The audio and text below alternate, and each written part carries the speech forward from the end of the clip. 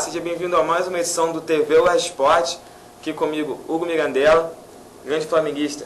Vitor Elis, tudo bem, Vitor? Feliz demais. Feliz, né? E nosso botafoguense aqui, Luiz Portillo. Tudo bem, Luiz?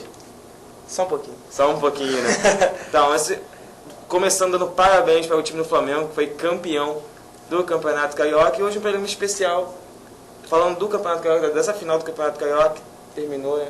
Um campeonato charmoso, né, Vitor? É o mais famoso do Brasil disparado, a Fórmula mais uma vez provando que dá certo. Muito melhor que o Campeonato Paulista, Goiano, Mineiro. Duas finais, Taça Rio e Taça Guanabara. Uma o Flamengo levou, outra o Botafogo levou. E na final, o Mengão de novo, pela segunda vez consecutiva, levou a melhor. Isso aí. Sobre o mesmo adversário, né? Sobre o mesmo adversário.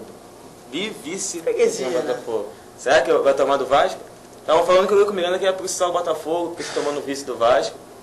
O que é isso? Como é que tu comenta isso, Luizão? Olha, eu não tenho nem como comentar. Deprimente, né? Bom, afinal, ontem o Botafogo começou abrindo o placar com o Lúcio Flávio, batendo uma falta, uma falha grotesca do goleiro Bruno. Acho que ninguém no Maracanã estava vendo aquele jogo. vendo. Ninguém acreditou, foi uma falta boba que cruzou pra área. Até pensou que o Wellington Paulista desviou a bola, mas não desviou em ninguém. A bola quicou. E o goleiro Bruno estava dançando a musiquinha do ombrinho lá, não conseguiu pegar a bola. Mas o Botafogo não conseguiu prevalecer sobre o time do Flamengo, que acabou virando para 3-1. Obina, iluminado Obina, meteu 2 gols. E o Diego Tardelli também fez um gol. As 2 alterações que o Papai Joel está A estrela do Joel, né? O 6º título do Joel. Todo o Flamengo foi iluminado nesse jogo. Tanto o Joel Santana, por colocar os dois, o Obina e o próprio Diego Tardelli, que assim como na Taça Guanabara, o Diego Tardelli que colocou o Flamengo nessa final, com aquele golaço que ele fez em cima do Botafogo na final da Taça Guanabara. E mais uma vez ele entrou em campo para ser o grande estrategista da equipe do Flamengo. O time do Botafogo, eu acho que está acostumado. Não tem... Eu não sei se é o Cuca, que é inexperiente, ou se foi o Joel que botou o time dele. Os times do Joel não desistem nunca, e o Botafogo, tanto no primeiro jogo da final, quando levou o gol do Obina na Joel Tardelli, o time parece que desistiu do jogo. E engraçado que o Flamengo fez o gol, e na final do Carioca de 2001, quando... Aquela história do gol do Pet. O gol do Pet, se tivesse desistido... Nem me lembro dessa história. Se o Botafogo se comportasse tão bem quanto o Flamengo naquele jogo, o Botafogo tinha muita chance de virar. Eu acho engraçado, antes do jogo eu estava vendo uma goleada que o Botafogo levou do Fluminense naquele campeonato de showball. E o Wilson Gotardo, o grande zagueiro do Botafogo, campeão brasileiro em 95, deu uma entrevista no final falando que a expectativa dele para o jogo era que não tinha esse lance técnico nenhum. Era para cima, de qualquer jeito, jogar com o coração. Mas eu achei que o Botafogo fosse fazer isso e não fez. Eu acho que ele também achou. Você acha que faltou banco Botafogo? Por exemplo, o Flamengo, a vitória saiu do banco de reservas. O João mexeu, colocou o Obina e o Diego Tardelli, e o Flamengo conseguiu virar na partida. O Botafogo, do Cuca, não tinha muitas opções para reverter o placar. Você acha que aconteceu isso de verdade? Olha, eu acho o seguinte, o Cuca já vinha falando há um tempo que precisava de reforço. Inclusive, ele foi até, eu achei a afirmação dele muito complicada numa entrevista coletiva que ele deu uma vez, que ele falou que quando pede reforço, ficam falando que ele chora muito. Ele saiu do Flamengo por causa disso. Ele verdade. pediu, no Flamengo, desculpa, ele pediu para os dirigentes trazerem o Feijão, que depois veio pro Botafogo, não jogou nada. Agora tem um arroz lá, né?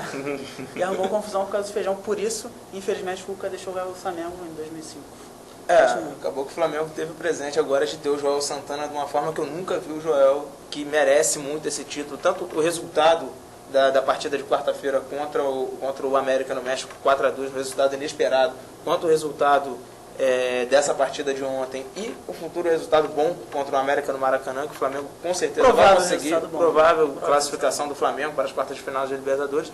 É um presente, aliás, não é nem um presente, é o fruto que o Joel está colhendo do trabalho que começou desde quando ele tirou o Flamengo da zona de rebaixamento, quando ele chegou no Flamengo, pegou o time, botou numa concentração e de não sei quanto tempo, de uma semana, olha só, nós só vamos sair... Barrou Obina, Roger, botou os caras para perderem os quilinhos. Com certeza, nós só vamos sair desse regime. Obina não, né?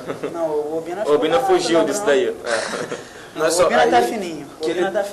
E ele declarou que só ia sair desse regime, desse tipo de estratégia, quando o Flamengo saísse da zona de rebaixamento, e foi isso que ele fez. Ou seja, o Joel parece que chegou com tudo na mão para tirar o Flamengo. E conseguiu fazer isso sem ser odiado pelos jogadores, que acontece muito pelo contrário. Inclusive, acho que a disposição do Flamengo no último jogo contra o América do México e no jogo de ontem, eu acho que os caras jogaram ali não só pela torcida, mas principalmente pelo Joel Santana. Jogaram, deram a vida. O time do Flamengo deu a vida nos 2 jogos. E o Joel fez o seguinte, com o Joel jogava quem estava ali para ter obediência tática. Foi o caso do Toró, o caso do Jailton quando o Rômulo se machucou, o caso do próprio Rômulo. Que, pô, hoje o Toró estava falando que considera o Joel o segundo pai dele. Com certeza, e pelo que a gente consegue ver do estilo de jogo, isso é verdade mesmo. Ele jogou muita bola. Precisa mais de educação um pouquinho o Toró, né? Então o Joel tem que dar uma puxadinha de orelha, que vez Botar ele pra O cara jogar. vacila, com tanta vontade que bandou até Gandula. Nem Isso. se parasse Gandula na frente dele, ele bandava. Mas é garoto, é garoto. Boa atuação do Bom Toró garoto, realmente bom ontem, garoto. correndo bastante, conseguiu anular o Jorge Henrique. O Jorge Henrique não jogou bem, muito boa marcação do Toró em cima dele. Foi mérito do Lúcio Toró. Flávio. O Jorge Henrique Os é um 2 bom jogos. jogador. Não, e eles trocaram depois, né? O Flamengo fez um rodízio de falta rodízio de no falta Wellington Paulista. descarado. Tava apanhando uma barbaridade no começo do Que jogo. inclusive acho que jogou um bom tempo machucado, tava até chorando em campo, ele torceu. Tudo bem que se machucou sozinho, torceu o tornozelo durante o jogo, e assim continuou. Bravo o Wellington Paulista, que foi o artilheiro do campeonato. Aí que eu vejo também o detalhe, né? Muita gente, a grande coisa que falam, né, nos veículos de comunicação é que o campeonato foi decidido no detalhe. Tá que o resultado foi um pouco elástico, 3-1 Flamengo, depois de 1-0 na primeira partida, mas foram os detalhes que decidiram esse campeonato realmente, porque você viu, o Cuca poderia ter tirado o Wellington Paulista, depois que ele torceu o pé, ele não tem condições de jogo, e para aquela partida ali, tinha que entrar o cara 100%.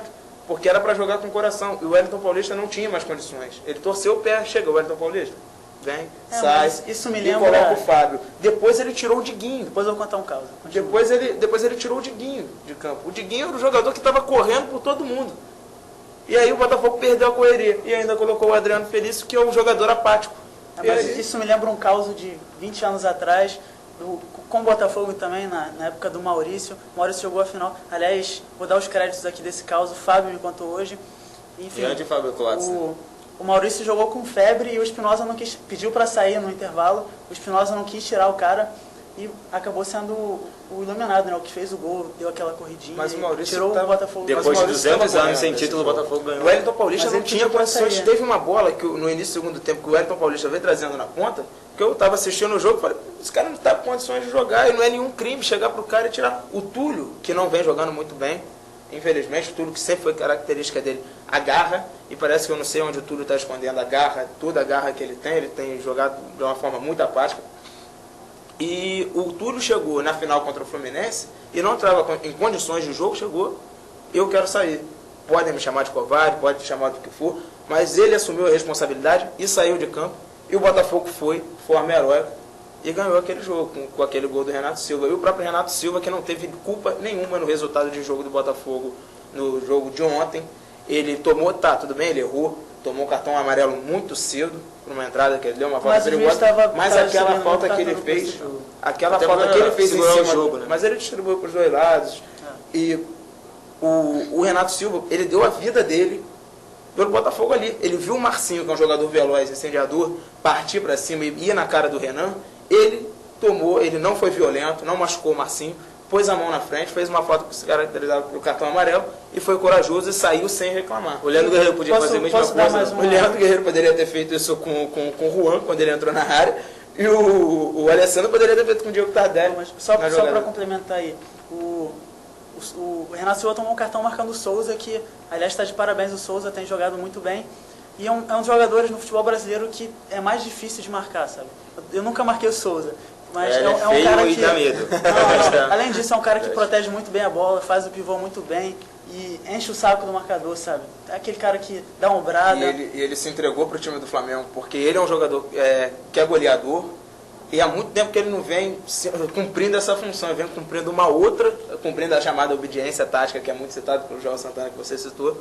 Ele vem deixando de fazer o gol, deixando todo o crédito pro Obina, sabe? É uma forma de entrega pro time, um gesto muito bonito do Souza, que é flamenguista. E a torcida reconhece. Parou de pegar no pé do Souza, o cara não faz gol, mas a torcida, ele recebeu uma faixa de 5 metros outro dia. O Souza é o cara, reconhece. A torcida do Botafogo canta outra coisa, né? Tudo bem. Finalizando, méritos pro Flamengo. Méritos pro Joel Santana, que está aí agora, vai dirigir a seleção da África do Sul. Boa sorte, papai Joel. Boa sorte pro Joel. E essa foi mais uma edição do TV West Sport. Mandar um beijo aqui para os meninos que estão nos visitando, vestibulantes, a Camila e a Jéssica. Boa sorte para elas. Boa sorte aí na escolha. Até uma próxima conexão.